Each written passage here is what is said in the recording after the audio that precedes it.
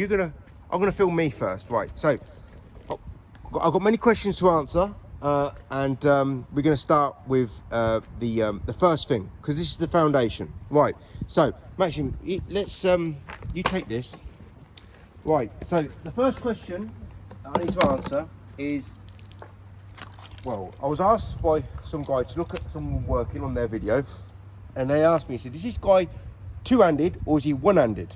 Now, his problem was, we're not talking about the foundation or how he was working with the squeegee, because he wasn't using these squeegees and he was working the standard way. But this is where it all starts. So I'm right-handed, my main squeegee is going to be on my right side, and my weaker hand is my washing side, and this is how I'm going to work two-handed. So this is what I advise doing, having your washer on the opposite side of your hand that does the squeegeeing, and keep your main squeegee size that you're going to use on your right side of your body. Now what this other guy was doing, he had his bucket on the right side, he was right-handed, and he was doing this. So he did this on every window, then he did this, then he did this. Now is that two-handed? Not really. He's working still one-handed, and he's only holding that washer. I'll keep that because I'm going to do another answer another question. He's only working what two-handed from a little part. So washer on my left side, squeegee on the right, get them out. Right, the other question is, how do you determine what size squeegee you're going to use? So most people have a certain size squeegee that they work on, and I don't know what jobs people are working, but at the moment we're working on commercial windows and they're pretty big. So what I want is at least a 16-inch squeegee. I don't want a 14-inch. I either want a 16 or an 18, and I've got a nice big wide washer. It's nice and saturated. These windows are drying off very quickly, but I've got no drips. I've got a good glide. I've got brand new rubber. Both these squeegees that we're going to use are brand new, so there's a bit of biting.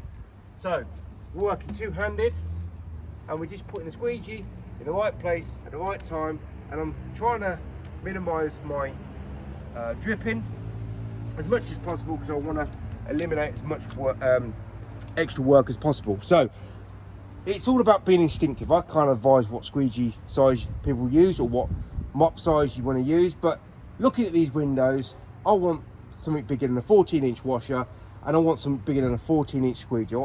So at the moment I've got this is my most used squeegee.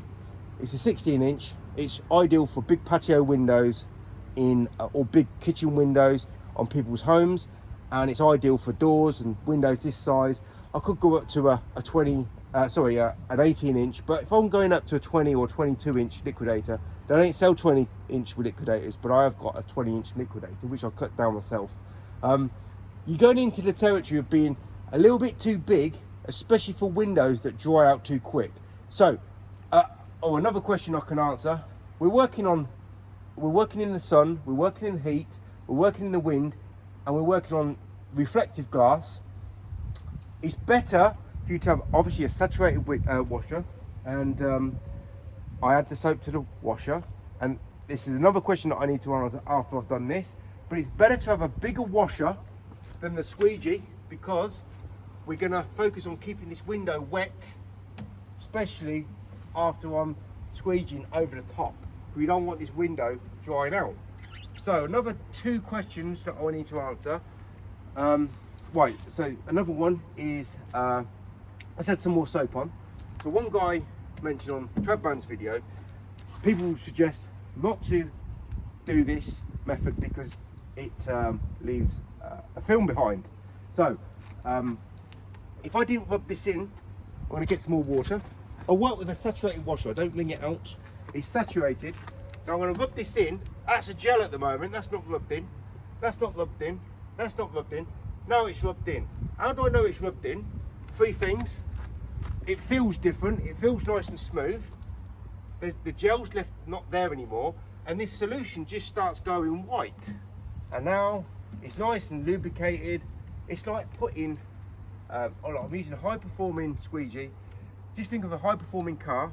If you don't put high grade oil in there or high grade fuel in there, you're not going to get the benefit. So an alternative of using less grade, if this washer wasn't saturated, it is, so I can't really demonstrate this, and I just put this on here and I started on a pretty dry washer, then this is going to give me film.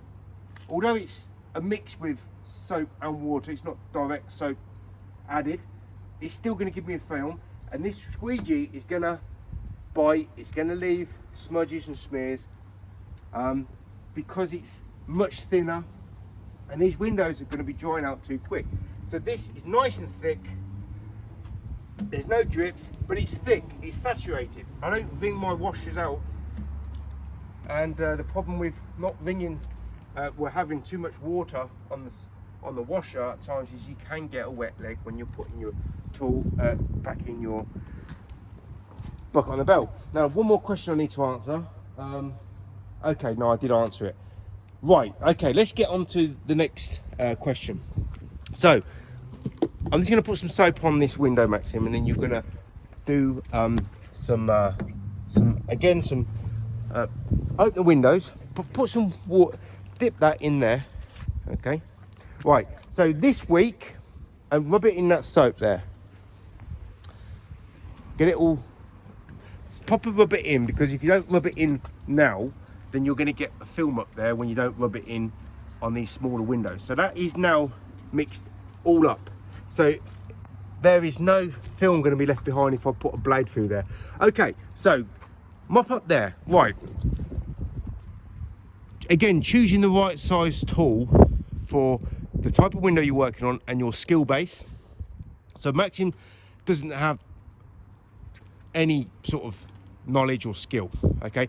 So we're going to work two-handed, but what we've done is we've scaled back the squeegee, and what I showed him was, before we did the video, is follow the frame all the way around, and now just fill in the middle part, okay?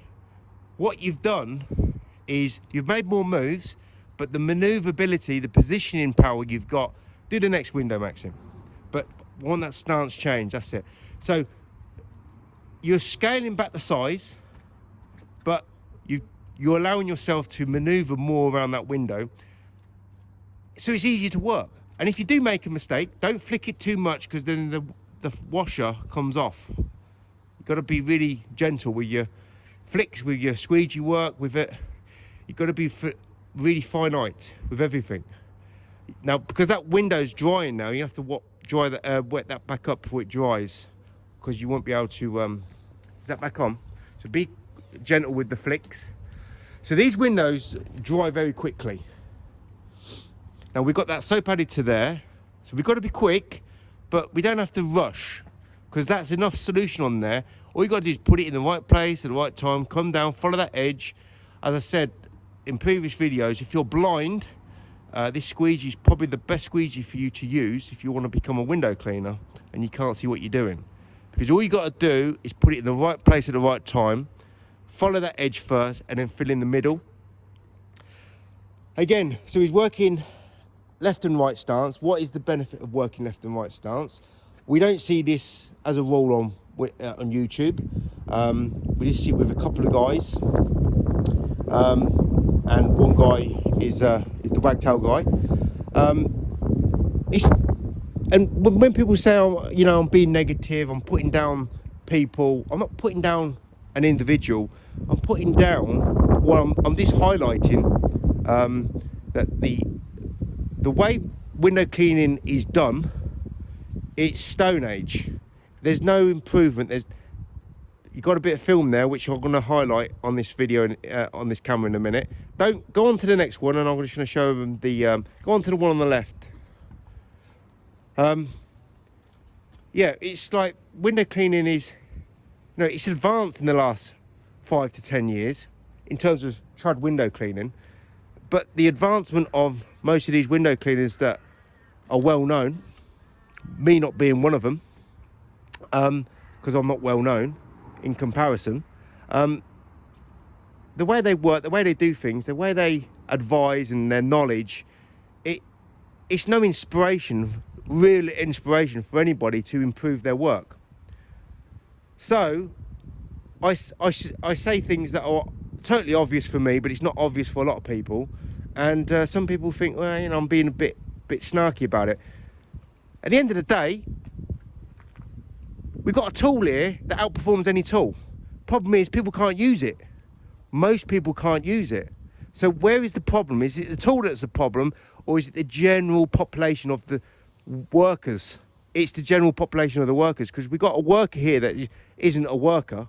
He's a school guy, and he can pretty much get that tool to work, but this is a problem I'm going to focus on now. We've got a film, okay? We've got a film on that window and that window. So, and we've got a film here, because we let this dry. Okay, we haven't bothered sorting that out. So there is a film there, and the reason why we've got a film is that it's too dry, and you're working too slow, so that needs to be wetter. So saturate it again. Because we've got soap up there already, you can wipe that back up, and it will be enough soap on there to be able to perform without having to add more soap on. So now flick it over. That's it.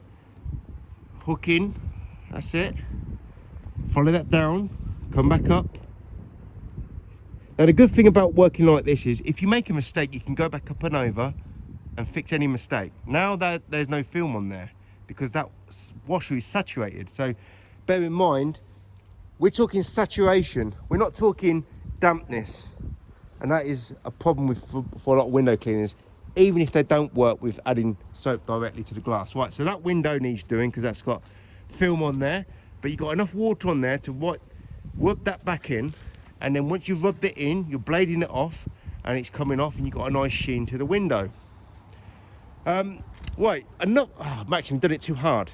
You have to, now you're wasting time, you'll have to soap that back up again. So this is obviously day-to-day life. People make mistakes, and then they'll probably go back up and try cleaning that, and then they'll say, oh, well, this tool don't work because I've got a film left behind. So every time you make a mistake, you've got to rectify, go back, start again, right? And most people make mistakes. The way that I work, the way that Pete Trabman works is we eliminate mistakes. We eliminate mistakes by working two-handed, by using a washer underneath to take the excess solution as much as possible. We use a tool and technique formula. We use a soap formula that allows you to outperform. We use tools that allow you to outperform. We use techniques that allow you to outperform. You need to put some more water on because it's drying out. So these windows, they're not easy to work on, especially in the heat, especially in the sun. And for someone who doesn't really have the skill of the base, the foundations to work on, he's finding it a little bit difficult. And this is what people find when they're working, especially with these tools compared to other tools, because any other tool is like a Stone Age tool in comparison. It's really finite, it's really accurate, it's really precise, and you've got to be finite, accurate, and precise. Now, Maxim, you can finish that. Now I'm going to show you, do some filming now. You stand where I was, right? Now I'm going to show you how someone who knows what they're doing and has a bit more accuracy, when you can put the tool in the right place at the right time, you don't have any problems at all. So we're just going to soap up. It's all done, still like in one movement. If I make a mistake, go back up over, fix it. Although this rubber is still very grippy because it's brand new, we're going to now get these windows cleaned pretty smoothly. We're not letting the windows dry.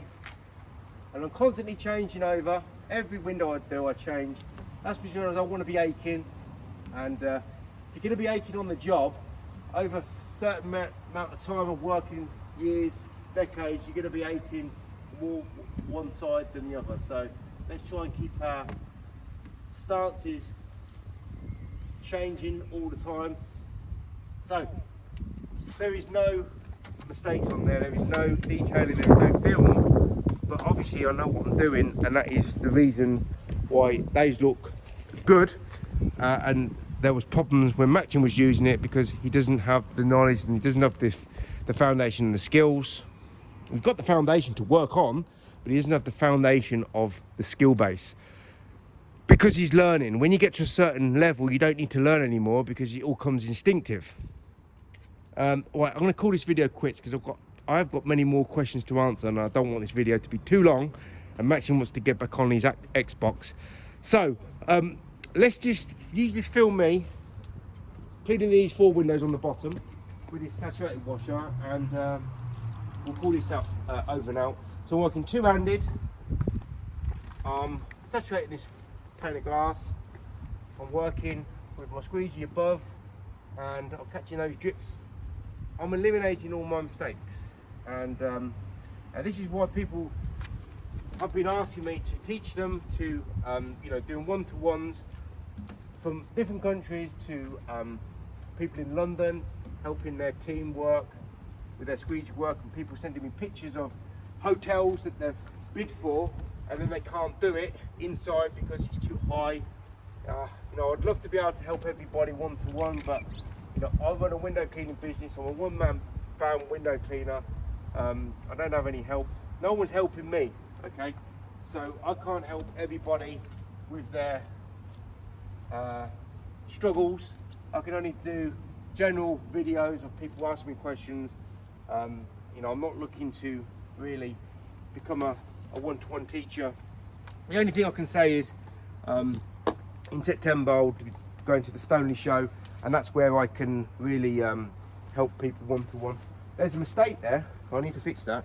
The reason there's a mistake there is because this rubber is jumping, but it's brand new, and we're working on some very sticky windows, so that's fixed now. No films, just a little jump there. So you even get mistakes when you're really good, but if that rubber was nice and smooth, then there wouldn't be no mistakes really happening. And that's what happens when you got brand new rubber. You have to work it in. So all you got to do is try and avoid the mistakes, find out why there's mistakes there, and then try and avoid it. And that is the philosophy, the way that I like to teach window cleaning, and it's obviously on the next level. So if you want to improve your work, earn more money in less time, use the best performing tools, you got to learn, use the best performing solutions, methods, and you will get to where you want to be sooner than you think.